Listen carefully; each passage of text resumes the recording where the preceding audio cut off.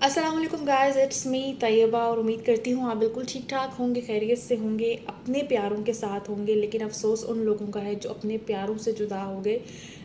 यूनान में जो वाक़या पेश आया, कहीं बताया जा रहा है 700 लोग थे, कहीं कहा जा रहा है 750 लोग थे और उसमें सिर्फ 104 लोग जो है वो ज़िंदा बचे।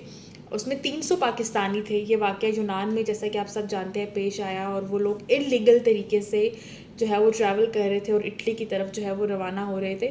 उसमें एक मेरे सुनने में एक चीज़ आई है, इसी तरह रैंडमली सोशल मीडिया पे मैं बहुत सारी चीज़ें देख रही थी कि एक बाप ने खुद अपने हाथ से 25 लाख एक एजेंट को दिया अपने बेटे के लिए और उसका बेटा जो है वो जान की बाजी हार गया। मैं सवाल ये करती हूँ कि इसका ज़िम्मेदार कौन है? वो एजेंट्स, क्या क्या मिला उन्हें उस पैसे से, या इतनी कौन सी उन लोगों ने कमाई कर ली?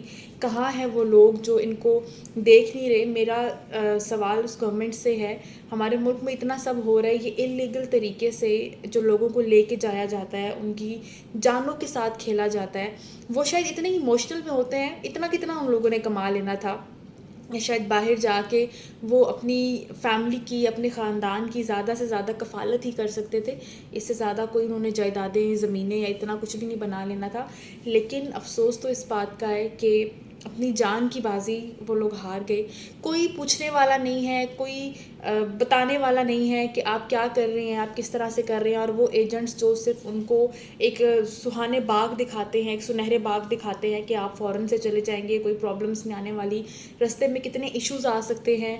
वो तूफ़ान आया और मैंने ये भी सुना है कि वो जिस कश्ती में उनको लेके जाया गया, वो एक मछलियाँ पकड़ने वाली कश्ती थी और उसमें शायद वेट भी ओवरलोड था, आवाम बहुत ज़्यादा थी, वहाँ पे लोग बहुत ज़्यादा थे उस वक़्त, जिसकी वजह से ये हादसा पेश आया। और कहीं मैंने ये भी सुना है कि वो जो बयान सामने आया उन फ़ादर का जिन्होंने अपने बेटे के लिए कहा कि मुझे ये बताया गया था कि हवाई जहाज़ के ज़रिए इनको जो है वहाँ पहुँचाया गया, लेकिन बजाय उसको हवाई जहाज़ के उसको उस कश्ती में बिठा दिया गया, जिसकी वजह से उनका बेटा जान की बाजी हार गया। पीछे उनके प्यारे, उनकी माएँ सिर्फ रो सकती हैं, अफ़सोस कर सकते हैं कि खुद अपने हाथ से पैसे दे के अपने बच्चों की, अपने प्यारों की, अपनी लाल की उन लोगों ने ज़िंदगी की बाजी जो है वो लोग हार गए हैं। मेरी सिर्फ रिक्वेस्ट ये है कि आप जब भी कोई ट्रैवल करना चाहें, जब हमारे पास 2 रास्ते हैं, तो थोड़ा सा इंतज़ार कर लें, थोड़ा सा सब्र कर लें।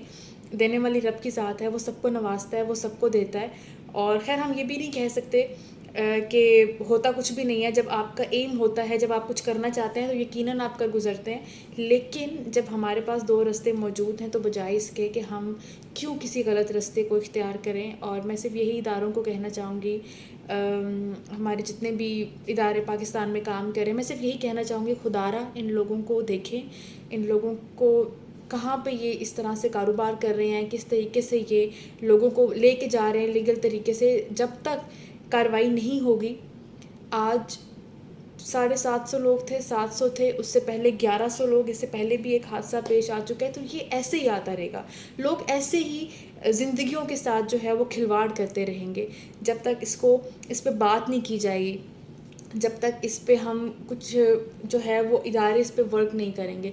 सिर्फ यही कहना चाहूँगी, यही रिक्वेस्ट करना चाहूँगी कि प्लीज़ चेक एंड बैलेंस रखें। उन पेरेंट्स को कहना चाहूँगी कि ज़िंदगी से प्यारा कुछ नहीं है, औलाद से प्यारा कुछ नहीं है।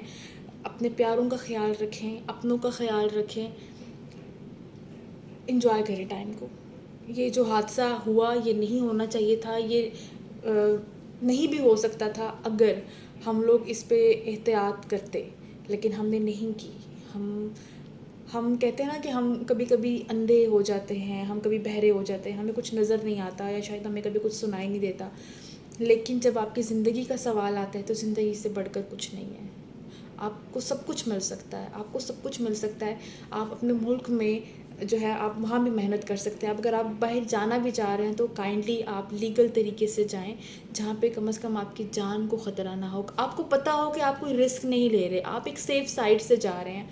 और अगेन मैं इदारों से ये रिक्वेस्ट करती हूँ, प्लीज़ आप चेक एंड बैलेंस रखें। आप देखें कहाँ ये सब काम हो रहा है, कैसे एक एजेंट 100, 200, 300 लोगों को इस मुल्क से इलीगल तरीके से निकाल सकते हैं, वो कैसे ये सब कर सकते हैं। बस यही है मेरा मैसेज, और बस एक यही रिक्वेस्ट है कि पेरेंट्स से भी यही रिक्वेस्ट है कि ये जो सुनहरे ख्वाब दिखाए जाते हैं आपके बच्चों को कि बाहर जाएंगे तो लाइफ बहुत अच्छी होगी, सब बहुत अच्छे से होगा, बस इलीगल तरीके से चले जाएं, तो ऐसा कुछ भी नहीं है। आप अपनी ज़िंदगी का बहुत बड़ा रिस्क ले रहे हैं, आप अपने प्यारों से भी दूर हो सकते हैं। सो अपना बहुत ख्याल रखें, अपने प्यारों का बहुत ख्याल रखें। ज़िंदगी है उसको भरपूर तरीके से जिएं। Thank you so much.